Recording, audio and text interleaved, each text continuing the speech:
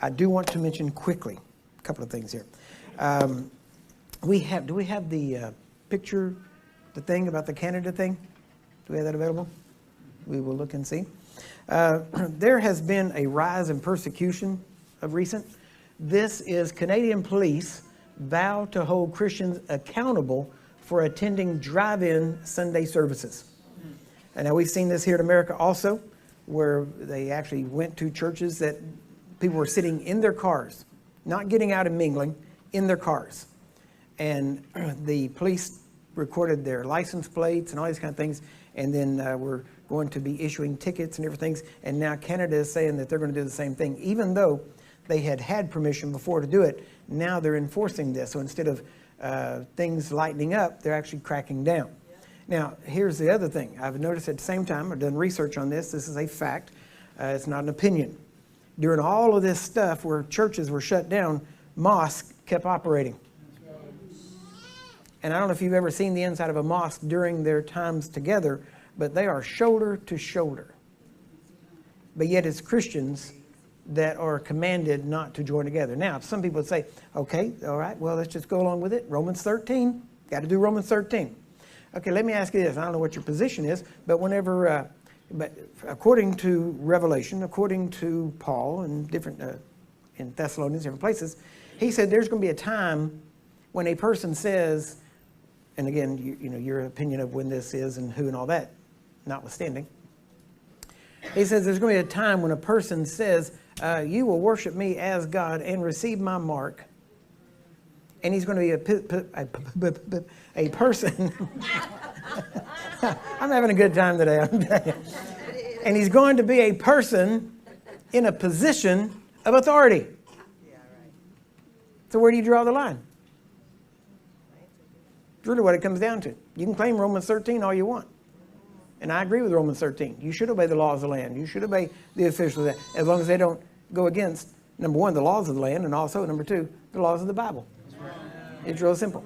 The law of the land is our Constitution. It's not a directive. It's not a guideline. It's not a recommendation. It is a Constitution. And all it takes for us to lose the constitutional rights is to sit and do nothing, or worse, go along like lemmings and just do everything we're told. Right? Because that's exactly what the Nazis told the Jews. Just go along, right? And don't question. It'll be okay. That's what they say. Well, so, and in saying that, I don't know if you've noticed it, but there is a stigma now if you don't wear a mask. Yeah. Have you noticed that? People look at you, and there's some hilarious videos. I don't know if you, has anybody seen the Kevin James videos? Kevin J, he did a video. It's hilarious. I'll see if we can find it. Maybe I'll play it for you. It's good. It's good. I'm telling you, it's good. But I went to a Kroger the other day, and the kid that was waiting on me, that was the cashier, he was a young guy, and he had his mask, okay? He had a mask. And he had it.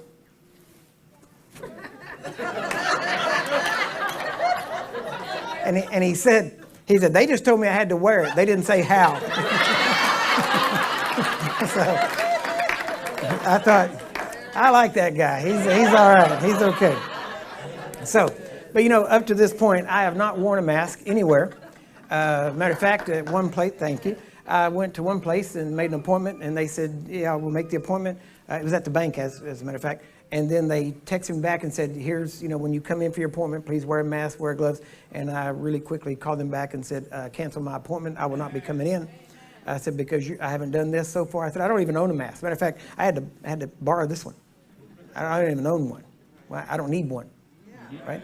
So anyway, so I'm not sure how to wear this, actually. You know, I mean, I don't know if you want me to put it here or here. Or maybe even, you know, I could maybe if I can turn this thing around.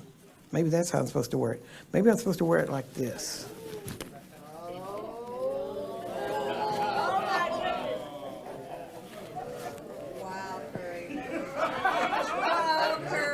Maybe that's how I'm supposed to wear it. I don't know, maybe it'll have a cross on it. I don't know. I'll tell you, whatever it takes. Amen? By life or by death. We're to glorify God. Amen? So, but at some point, people are going to have to start saying, this ain't right. And you know, this isn't 40 years ago. You can't do things in the dark anymore. Because now they got video of everything. And so now if somebody's trying to do something behind closed doors somewhere, it gets out. And people aren't stupid anymore. They're actually investigating. And they're actually they're actually thinking for themselves, which is the worst nightmare for dictatorships. That's why it's usually the intellectuals, the teachers, the lawyers, people like that. Those are the first ones that get killed whenever there is a dictatorial takeover of a nation. They round them up usually first. That, and then of course priests, rabbis, preachers, people like that. And you know, I would pray. One of my favorite people was a man named Dietrich Bonhoeffer. And amazingly, he died at the hands of the Nazis just 9 days before his prison camp was liberated. He was a young man, but he actually was also implicated in the plot against Hitler.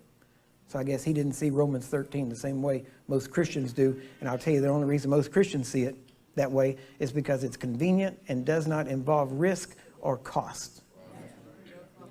So at some point, we're going to have to decide, what are we willing to pay? Jesus said, count the cost. Amen? All right, well, Selah. Think about that. At this time, I turn it over to our worship team. God bless you guys. Amen. Morning. If you guys would just stand.